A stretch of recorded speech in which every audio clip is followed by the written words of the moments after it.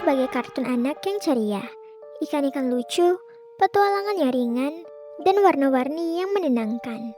Tapi, jika diperhatikan lebih dalam, ada sesuatu yang sangat salah dengan dunia Kiko. Dan teori ini dimulai dari satu pertanyaan sederhana. Di mana manusia? 1.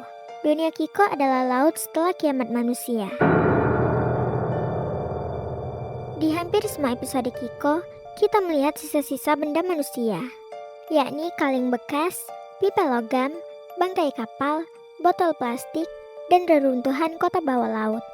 Namun, tidak ada satupun manusia yang hidup. Menurut teori gelap ini, dunia Kiko adalah laut di masa depan, setelah manusia menghancurkan lingkungannya sendiri. Polusi, limbah, dan bahan kimia. Karena itulah manusia punah. Tapi dampaknya tertinggal, dan dampak itulah yang menciptakan dunia Kiko. 2. Ikan di dunia Kiko bukanlah ikan biasa. Kenapa ikan-ikan di Kiko bisa berbicara, berpikir, punya emosi kompleks, membangun masyarakat, dan punya konflik sosial? Teori ini mengatakan mereka adalah hasil mutasi, radiasi limbah, bahan kimia, dan eksperimen manusia yang gagal. Ikan-ikan ini berevolusi paksa untuk bertahan hidup di lingkungan yang sudah rusak.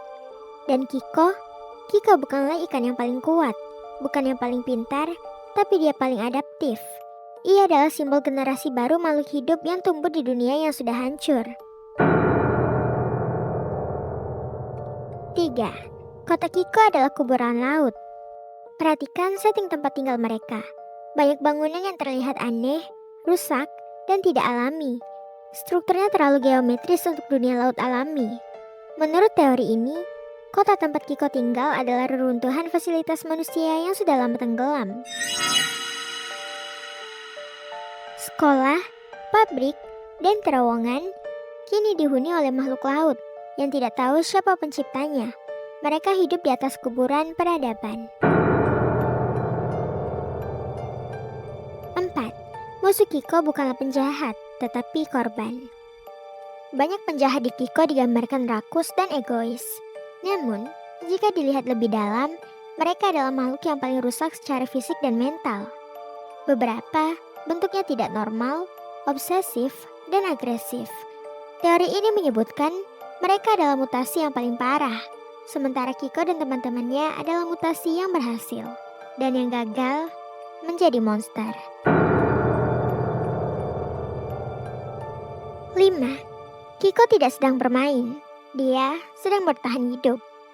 Banyak episode terlihat seperti petualangan lucu, padahal jika dikupas, isinya adalah perebutan wilayah, konflik sumber daya, makanan, dan kekuasaan.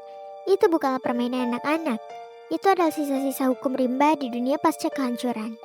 Mereka tidak sadar sedang berjuang hidup, karena tidak ada dunia pembanding. Bagi mereka, inilah dunia yang normal. 6. Kenapa Kiko terlihat ceria? Ini bagian paling gelap. Menurut teori psikologis, keceriaan Kiko adalah mekanisme bertahan hidup. Makhluk yang hidup di dunia rusak tanpa sejarah, tanpa masa lalu, tanpa harapan kembali normal, akan memilih satu hal, yakni menikmati apa yang tersisa. Kiko tertawa bukan karena dunianya baik-baik saja, tapi karena jika ia berhenti tertawa, ia akan menyadari dunia ini tidak bisa diperbaiki. 7. Pesan tersembunyi yang tidak pernah diucapkan.